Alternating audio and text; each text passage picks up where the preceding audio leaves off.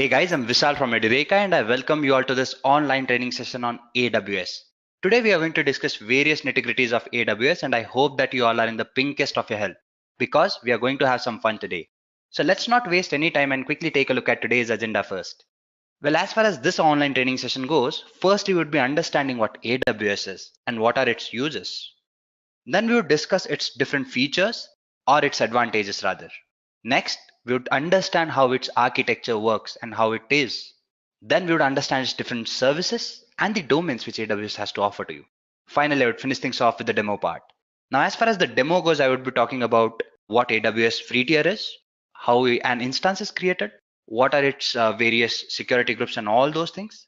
Plus, you'll be having a lot more to explore. So stay tuned and I hope that you all have some fun today.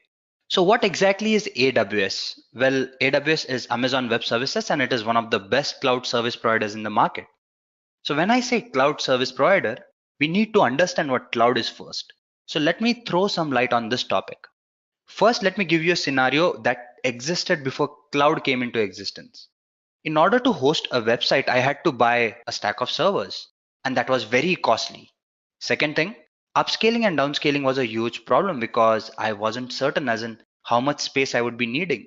And that meant wastage of resources or under or overutilization of resources. Thirdly, maintaining these servers was a huge pain. So these were all the problems that came into existence. Now cloud helped you solve all these problems. How? Well, what organizations did was some of them they went ahead and they bought some space online and they made arrangements for your databases, your services, compute services, and all those things. And businesses could go ahead and rent those services. That meant you could use or rent services which was needed, and you paid only for those services. You could easily upscale and downscale here. So all your issues were taken care of. And when you talk about cloud services, the first thing that should come to your mind is AWS. Why? Because it is the best in the market. Let's try to understand a little more about AWS. Well, it is a complete software suite or a cloud service provider which is highly secure. It provides you with various compute, storage, database, and n number of other services, which we would be discussing in further slides as well. And when you talk about the market, it is the best, and it has various reasons to be the best in the market. One being its flexibility, its scalability, and its pricing. Other reasons being its compute capacity. Now, why is it so important, the compute capacity? Well, if you talk about the compute capacity, you need to understand one thing.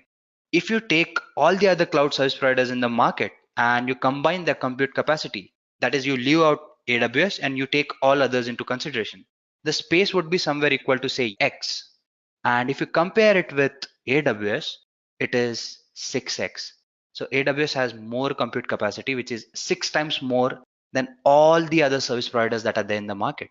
So that is a huge amount. So these are the reasons that make AWS one of the best in the market. And let's try to find out what are the other reasons about AWS that make it so good. What are the services, features, and its uses basically. So I would be discussing some use cases now. If you're talking about a manufacturing organization, now their main focus is to manufacture goods, but most of the businesses, they focus so much on various other services or practices that need to be taken care of that they cannot focus on the manufacturing goal. Now, this is where AWS steps in. It takes care of all the IT infrastructure and management. That means businesses are free to focus on manufacturing and they can actually go ahead and expand a lot. Architecture consulting. Now, their main concern is prototyping and rendering. AWS takes care of both the issues. It lets you have automated or speed up rendering as far as prototyping is concerned. And that is why architectural business benefit a lot when you talk about using AWS or any cloud provider, but AWS being the best in the market, again, their services are the best. Media company. Now, as far as a media company goes, their main concern is generating content and the place to dump it or to store it. Again, AWS takes care of all these situations or both these situations. Large enterprises. When you talk about large enterprises, their reach is worldwide. So they have to reach their customers and their employees globally or across different places. So AWS gives you that option because it has a global architecture and your reach can be very wide as far as these points are concerned. Okay, if you talk about real life examples, to give you an example, we have Quora, which is an online answering platform if you all are aware about it, and that is like used all across the world. Amazon itself, we know that it is one of the biggest e-markets as far as shopping is concerned, and again, it is taken care by Amazon Web Services. Other examples would be Netflix, which we all love. I'm sure that we all watch online series, and what better place to do it than we have our Netflix, right? Now, advantages of AWS. As I've mentioned, I won't say advantages exactly, I would say features as well. Flexibility. Now, as far as AWS is concerned, it is highly flexible. Now, there are various reasons to support it, and one of the major reasons is it's very cost effective. Let us try to understand these 2 points together rather. Now, when you talk about flexibility, the first concern you should have is you are dealing with big organizations. They have a lot of data that needs to be managed, deployed, and taken care of. Now, when you talk about a cloud provider, if it is flexible, all these things are taken care of. The second thing is it is highly cost effective. Now, when I say cost effective, AWS takes care of almost every aspect. If you are a beginner or a learner, they have something called as a free tier. That means you have sufficient resources to use for free, and that too for one long year. So you would have sufficient hands-on without paying anything. Plus, it has something called as pay-as-you-go model. Now, when I say pay-as-you-go model, what it does is it charges you only for the services which you're using and only for the time being you're using them. Again, that lets you scale up nicely, and hence you end up paying very less. Since you are paying very less, and since you have so many options when you're actually buying its services, what that does is that gives you a lot of flexibility. Scalability. Again, the first 2 points are related to this point. Now, how is that? Now, when I say scalability, what happens is, as I've mentioned, it is very affordable. So you're paying on hourly basis. If you're using a particular service for 1 hour, you'll be paying it only for 1 hour. That is how flexible it is. And what that does is that gives you a freedom to scale up and even scale down. Since it is easy to scale up, it is always advisable that you start with less and then scale as per your needs. Plus, there are quite a few services that are there which can be automatically scheduled. Now, what that means is you'd be using them only when there is an uptime, and in downtime, you can means those get automatically shut down. So you do not have to worry about that as well. So when you talk about scalability, scaling up and down is very easy as far as AWS goes. Security. Again, now security has been a topic of debate when you talk about cloud services especially. But AWS puts all those questions to rest. It has great security mechanism, plus it provides you with various compliance programs that again help you take care of security. And when you talk about real-time security, even that is taken care of. You can take care of all the suspicious activities that are there, and not you, AWS takes care of all those things, and you're let free to focus on your business rather. So these are the advantages which I feel that AWS adds value to. And apart from that, there are quite a few other points, like we have automated scheduling, which I just mentioned. You have various integrated APIs. Now these APIs, they're available in different programming languages, and that makes it architecturally very strong to switch from one programming language to another. So these are some of the features I feel that make AWS a wonderful, wonderful service provider in the market. So let's move further and try to understand other things as far as AWS is concerned. It's global architecture. When you talk about AWS, as I've mentioned, it is the best service provider in the market. So what makes AWS this popular? One of the reasons is its architecture. Now, when I talk about its architecture, it is very widely spread and it covers almost every area that needs to be covered. So let's try to understand how it works exactly. Well, if you talk about AWS architecture, now the architecture is divided into two major parts, that is regions and availability zones. Now, when you talk about the regions and availability zones, regions are nothing but different locations across the world where they have their various data centers put up. Now, as far as one region goes, it might have more than one data center. And these data centers are known as availability zone. You being a consumer or an individual, you can actually access these services by sitting anywhere in the world. To give you an example, if I'm sitting in some part of the world, say for example, I'm in Japan right now, I can actually have access to the services or data centers that are there in US right now. So that is how it works. You can choose your region and accordingly you can pick your availability zones and use those. So you do not have to worry about anything. To throw some more light on it, you can take a look at this small map, which is the global map, and it shows the different places which has its regions and availability zones. Now, as far as this map goes, I believe it's fairly old and it has been upgraded in recent times because AWS is putting in a lot of efforts to have more data centers or more availability zones as far as their wide reach is concerned. And we can expect some in China as well. So yes, they are actually reaching far and wide. So when you talk about these regions and availability zones, if you take a look at this map, what you can see is you have your region which is in orange color, and the number that is inside it is the number of availability zones that there has to be. Now, to give you an example, we have Sao Paulo, which says that it has 3 availability zones. So that is how it is. And the ones that are in the green are the ones which are coming soon, or the regions that are in progress. And some of these have actually gone ahead and already started or have been made available to people. So yes, this is how the architecture works, and this is how the AWS architecture looks like. Domains of AWS. Now, when you talk about its domains, the first domain that we are going to discuss is compute. And when you talk about compute, the first thing that should come to your mind is EC2. Now, when I say EC2, it is Elastic Cloud Compute. And what it does is it lets you have a resizable compute capacity.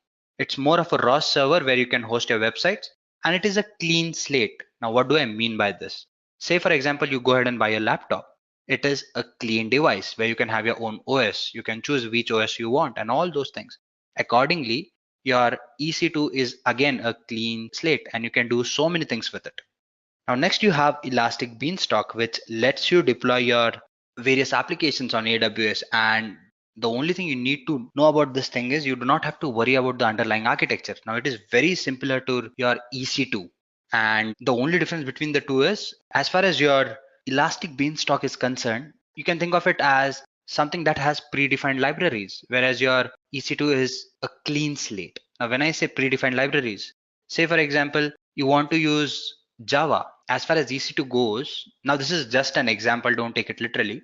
You'll have to, say for example, install everything from the beginning and start fresh. But as far as your Elastic Beanstalk is concerned, it has this predefined libraries, and you can just go ahead and use those because there's an underlying architecture which is defined.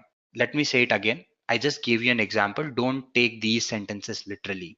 Okay, I have a question here. What Ashwin says is, can you tell me something about Lambda? Okay, Lambda is again a compute service. You need to understand one thing, that it is again similar to these services, but Lambda cannot host websites, and all the tasks it performs happen in the background. So yes, again, it is a very important cloud service. I missed out on it, a compute service rather.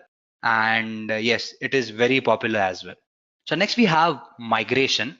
When you talk about migration, you need to understand one thing. AWS has a global architecture, and there would be a requirement for migration. And what AWS does is it lets you have physical migration as well. That means you can physically move your data to the data center which you desire. Now, why do we need to do that? Say for example, I'm sending an email to somebody. I can do that through internet. But imagine if I have to give somebody a movie. So instead of sending it online, I can actually go ahead and give it to someone if that person is means reachable for me. And that way it would be more better for me. My data remains secure and so many other things. So same is with data migration as well. And when you talk about AWS, it has something called as Snowball, which actually lets you move this data physically. Now it's a storage service, and it actually helps you in migration a lot. Security and compliance. Now, when you talk about security, we have various services like I have IAM, we have KMS. Now, when I say IAM, it is nothing but your identification and authentication management tool. We have KMS, which lets you actually go ahead and create your own public and private keys, and that helps you keep your system secure. Now, there are quite a few other services as well, but I would be mentioning one or two services from each domain because as we move further in future sessions, we would be discussing each of these services in detail. And that is when I would be throwing a lot more light on these topics. For now, I would be giving you one or two examples, and because I want you all to understand these to some extent. Getting into details of all these things would be too heavy for you people because there are quite a few domains and quite a few services that we need to cover. And as we move further, definitely we would be covering all those services in detail. Then we have storage. Now, when I talk about storage, again, AWS has quite a few services to offer to you. We have something called as your S3. Now, S3, it works as a bucket object kind of a thing. Your storage place is called as a bucket, and your object which you store in are nothing but your files. Now, these objects have to be stored in their root files, which act as the buckets basically. And then we have something called as your CloudFront, which is nothing but your content delivery network. We have something called as Glacier. Now, when you talk about Glacier, you can think of it as a place where you can store archives because it is highly affordable. Next, we have networking. Now, when you talk about networking, we have services like VPC, Direct Connect, Route 53, which is a DNS. Now, when I say VPC, it is a virtual network which actually lets you move or launch your resources. That is your AWS resources, basically. When you talk about Direct Connect, you can think of it as a leased internet connection which can be used within AWS. Next on this list, we have something called as messaging. Yes, AWS assures secured messaging, and there are quite a few applications to take care of that as well. Now we have something called as Cloud Trial, we have OpsWorks, all these things, they help you in messaging or communicating with other parties basically. Databases. Now storage and databases are similar, but you have to understand one difference. When you talk about your storage, that is where you store your executable files. So that is the difference between the two. And when you talk about databases, we have something called as your Aurora, which is something which is very SQL like, and it lets you perform various SQL options at a very faster rate. And what Amazon claims is it is 5 times faster than what SQL is. So yes, when you talk about Aurora, again, a great service to have. We also have something called as DynamoDB, which is a non-relational DBMS. And when you talk about non-relational DBMS, I won't be discussing that, but this helps you in dealing with various unstructured data sources as well. Next on this list, we have the last domain, that is the management tools. Now, when you talk about management tools, we have something called as CloudWatch, which is a monitoring tool, and it lets you set alarms and all those things. So this was about AWS and its basics, as in the points which we just discussed, that is what it is, its uses, its advantages, its domain, its global architecture. So yes, guys, what I've done is I've gone ahead and I've switched into my AWS account. The first thing you need to understand is what AWS does is it offers you a free tier. Now, while I was talking about these things, I just rushed through it because I knew that I was going to give you a demo on these things. So, and I wanted to discuss this thing in detail. Now, when you talk about AWS, if you're a beginner, this is where you start. Now, what AWS does is it provides you with its free tier, which is accessible to you for 12 months. And there are quite a few services which we just discussed, which are available to you for free. And when I say free, there's certain limitations on it, as in these many hours is what you can use it for, and this is the amount of memory or storage you can use in total, and all those things, and its capacity and everything. Based on that, you have different instances which you can create and all those things. Now, what AWS does is it gives you these services for free, and as long as you stay in the limits that AWS has set, you won't be charged anything. And trust me, when it is for learning purposes, that is more than enough. And let's quickly go ahead and take a look at these services first, and then there are a few other points which I would like to discuss as well. But firstly, the free tier services. Now say this is what it has to offer to you. 12 months of free and always free products. When you talk about EC2, which is one of its most popular compute services, 750 hours, and that is per month.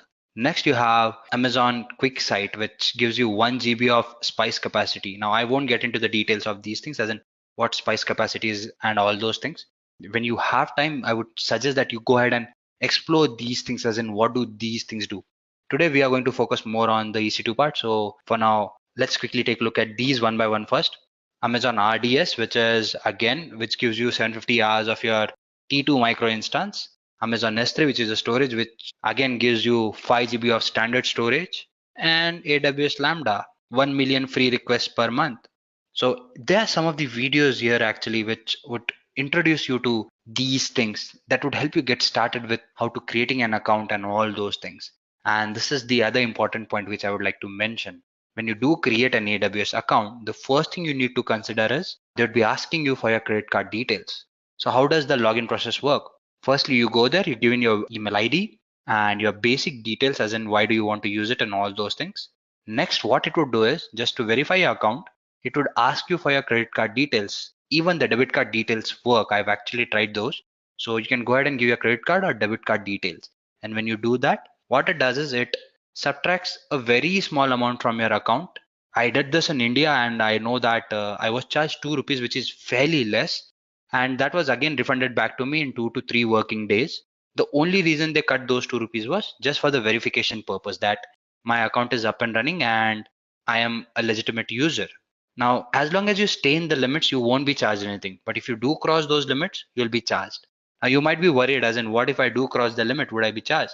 Yes, you would be, but the fact is you actually won't go beyond it. And even if you do, you would be notified saying that you are going about the limit or above the limit.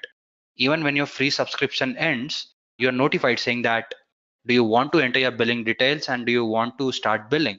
And if you say yes, only then you'd be charged for the subsequent months. And that is a very stringent process. You don't have to worry about it. That is, you won't be losing out on any money as long as you follow these rules. So if you do not have an account, my suggestion would be you go ahead, you log into AWS and create your free tier account, which is a very easy and 2 to 3 step process. Once you've done that, these are the services that are available to you, and you can go ahead and use all of these services on your own. Next, we have something called as your simple monthly calculator. Now, this is a very useful app to have. What it does is, whatever service which you are going to use, you can enter in the detail and accordingly you'll be given the price as well. Now, this is something for use after your free tier ends, so that you know that if I have to use these services, how much would I be charged? And this thing will tell you in total. Now, if you can take a look at here, you have these services. Say, for example, I want to add an EC2 service. An instance gets added here. I can put in the description. Now it is Linux T1.micro instance, and this is what my monthly cost is. I can go ahead and I can change the number of instances here to suit my need, and accordingly everything would get verified as in, okay, this is the cost and all those things. So if I enter these values, my AWS calculates all the values accordingly for my storage, for my compute, and there are the other details which you can go ahead and fill in here. And once you've done that, you can actually come here and you can check your estimate monthly bill, because once you save those details there or once you calculate those details, here would be your monthly expense, because you would be dealing with more than one instances. So your different costs are added together and a total is given to you here. And you can actually go ahead and save it and share it with others, because yes, you might be required to exchange these details with some of your colleagues or whatever it is. And to do that, you have an option here as well, which is provided by AWS. There was a query on Stack Overflow once, as in, can I do that? And AWS quickly responded by going ahead and solving this issue and giving them with this save and share button.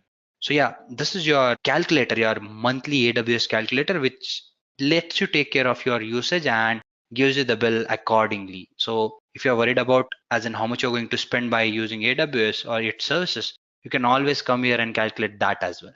Now that being said, let's quickly move to the demo part and see what all we can do with the AWS. Now, I have my account here and I've logged in actually. So these are the services that are there at my disposal rather. So I'm just going to go ahead and open one of these. Say, for example, I open my EC2 service. My internet is a little slow today, so yep. As you can see, I have one running instance, I have one key pair, I have 3 security groups. As we move further, we would be dealing with these and we would be implementing or creating new instances and all those things. So firstly, what I want to do is I want to go ahead and create a key pair. Now, why do I need to do that? The first thing you need to understand is when you create a key pair, what you're doing is you're actually going ahead and you're creating your SSH key. Now, when I say SSH key, that is something but a secure shell key. Now, this key is very useful when you talk about certain OSs, because that helps you establish your connection. When you talk about Windows, you do not need to do that. So, but still, you would be needing an SSH key. Now, you might wonder why. The reason you'd be needing it is because given on the longer run, even if you're using Windows, you'd be required to put in an admin login, and for that you'd be requiring this key anyways. If you're on using this application on your Linux OS, in that case, it is a must that you generate the key first. One more thing you need to understand is once you generate this key, you need to take care that you do not lose it, because once it's gone forever. So that is one precaution you need to take. So let's first start by creating a key pair here. And as we move further, you'd understand why did I create one. So I say create my second key, because I believe I've created a key in this account prior to this. Second key, I say create, and there you go, I have a key. Now my second key is something which I basically have it here. I'll just cut it from here and I'll paste it in one of my folders basically. So let's say I'm here and I say I need a new folder. I come here, I say AWS demo, and I put my key in here. I would be needing this, that is why I'm doing it. Now you can see that the extension here is .pem. You might get other extensions depending upon the system which you're using and the OSs that it's running or using. So depending on that, this extension might vary. it's preferable that it is .pem. So yep, we have this key now, and let's see what we can do with it. I'm gonna go ahead and select this key, unselect this for now, and I have all the information as far as this key is concerned. Now, as I've already mentioned, that security is very important when you talk about your cloud services. So it is very important that you define a proper security group to take care of all these things. So before we create an instance, let's quickly go ahead and create a security group first. I come here. I've actually gone ahead and created a security group. So I would want to go ahead and create one more. So I would say create. Now, when I do that, I need to give in a name to it, say this security for today's demo. I say security demo description for reference sake is what I would say. There you go.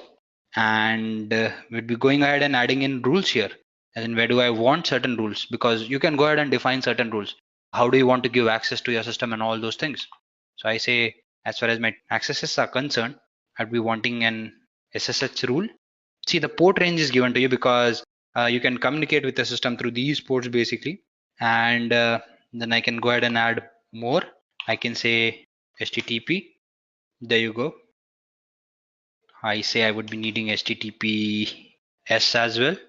And since I'm using Windows, I would go for RDP. Now, these are the different port names that are there.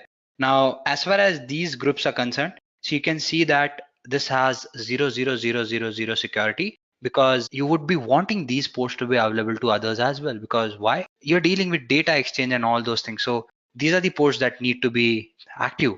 Now you have your SSH and your RDP. Yes, for now they're secured here. I can actually go ahead and change it here for the simplicity sake. If I have it something like this, or maybe like this is how it would look like. And for the sake of being easy to use, I'd be having it like this. But as far as you are concerned, you need to consider better practices for this. You have different sources here. Why? Because you have an option to customize it.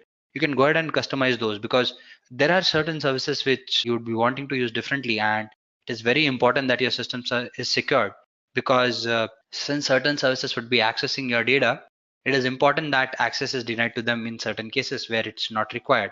And that is why you need to consider your security practices. Now, as far as this demo goes, this is a basic thing which we are doing, and we can ignore our security policies here. This is just for the demo sake, and I would be creating a simple security group. So this sources, bear with it for now.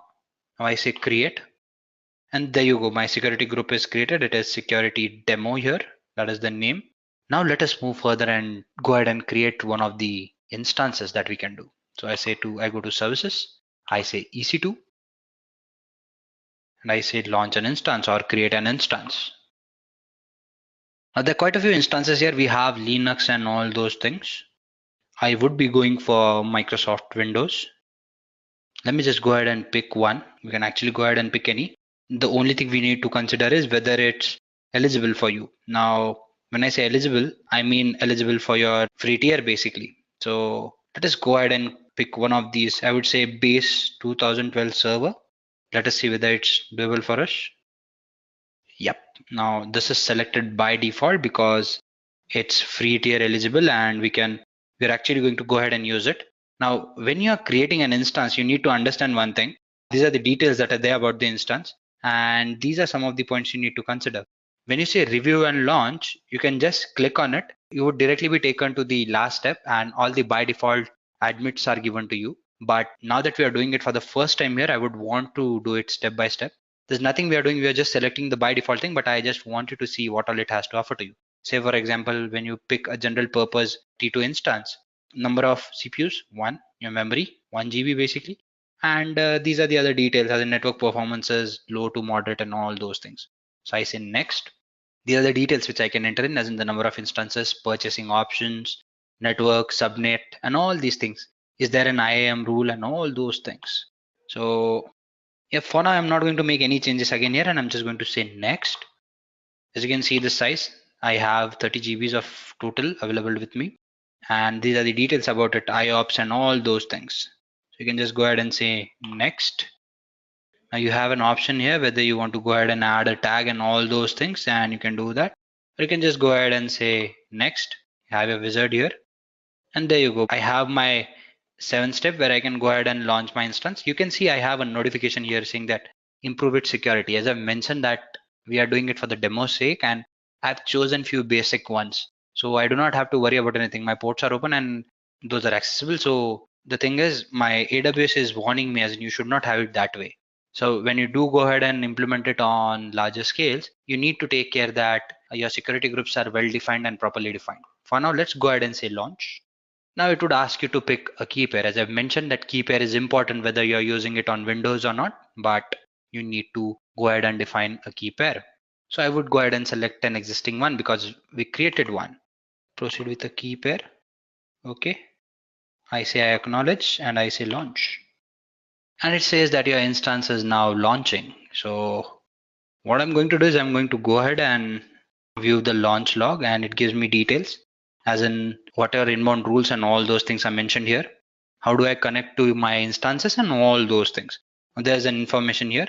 I can just go ahead and say view instances.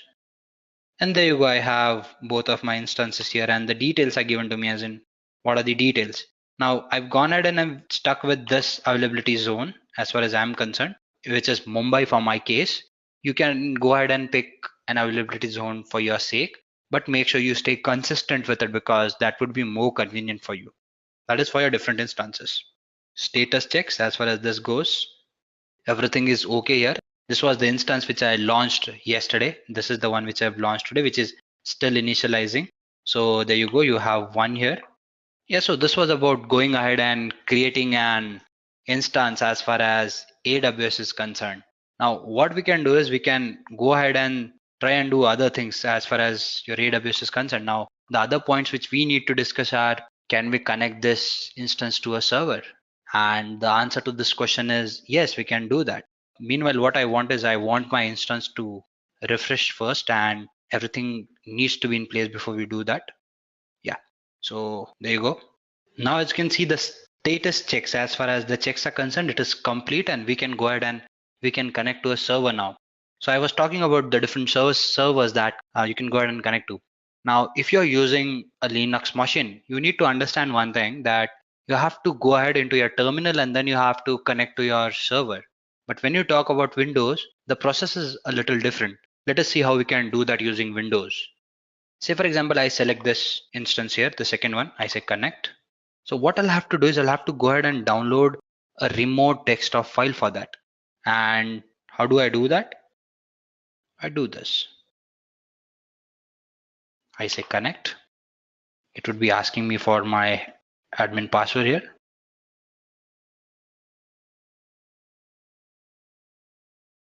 It would give me an error because I need the password here, and I guess I missed out on the password. Just bear with me. Let me just generate the password and I'll get back to you on this. Okay, so how do I do that? What I'm going to do is I'm going to get into my previous instance, this one, and I'm just going to connect or try to connect it because I have one here already. So as you can see, I have this option here which says get me a password. As far as my administrator or username is concerned, it is administrator. And when I say get password, I'll be clicking here and it would be asking me to choose a file. Say for example, I go ahead and I choose one of the files. Now I had downloaded the password last time, or the key rather. Now that is why you need the key. When you store it at some place, you'd be asked for this key and you have to enter it here. And when you say decrypt password, there you go. You'll be getting your password here, which is this. Now I would be copying this password for my reference sake. Control C, just to give you a demo again. I'll download it. I'll close it. And I would say connect. It would ask for the admin password and I say take this. Do you want to connect despite these certification errors? Yes. And there you go. I've connected to the server here and this is the file which I created the last time. There you have it. So this is how you go ahead and actually create your instance and connect to the server. You can go ahead and create another files here. You can say new, you can have your options. It's just like your nice operating system where you can do so many things. Yes, it's more of a clean slate and it's fully available to you to go ahead and edit it the way you want to. So this is what we did right now. We've actually gone ahead and we've created an SSH key. The reason we did was because we wanted to log in here. Second thing, we went ahead and we created a security group. Yes, it wasn't great, but you can actually set security rules as per your needs. Then you can go ahead and launch an instance and then you can connect to a server you want to. Now this is what I have here. I can actually go ahead and do other things as well. What are the other things that I can do? Well, I can go ahead and I can set alarm for my systems. And how do I do that? Now I have something called as my CloudWatch here under my management tools. Now when I come here, I can go ahead and set alarms as well. What kind of alarms? Say for example, I want to monitor my system and I want to make sure that the usage as far as my system is concerned, it does not go above maybe say 70%. And if it does go above 70% and that happens for 5 continuous minutes, I want my system to throw in an alarm for me. So can I do that? Yes, I can actually go ahead and do that. I can create an alarm and I can do that accordingly. I click here on alarm. I say my EC2 metrics basically, or I just type EC2 here. All the services are here. And since we are creating an alarm for utilization, let's select that. You get all the details here as in how much is the usage and all those things. You can come here and define the alarm name, say CPU usage greater than 70%, say, and you say throw an alarm when usage exceeds 70%. There you go, 70. And I move down and I say notify me. How do I do that? Send notification to new list. Suppose I enter in some email ID. Now take this for example. Suppose I go ahead and use this account here and I say create an alarm. Okay, there has to be a name as well. Say VPT for example. And congratulations, your alarm has been created. It says insufficient data because there's pending information here. You need to understand one thing. When you do create an alarm, the email ID you enter in, AWS would go ahead and it would give in a message to the email ID or in the email ID saying that this is something that is trying to happen here. Do you want to be notified when the usage goes this far? And if the user says yes, or he or she confirms that that can be done, in that case, AWS would configure this status saying that yes, it is no longer pending, and the status would be displayed here and this would turn to green. So this is how you actually go ahead and create your own alarm as far as AWS is concerned. So I hope you've understood this part. Now this pretty much brings us to the end of the today's demo, as in we've discussed all the points that we were supposed to, and I hope you all had something new to learn. So that's it then. Thank you. Bye bye.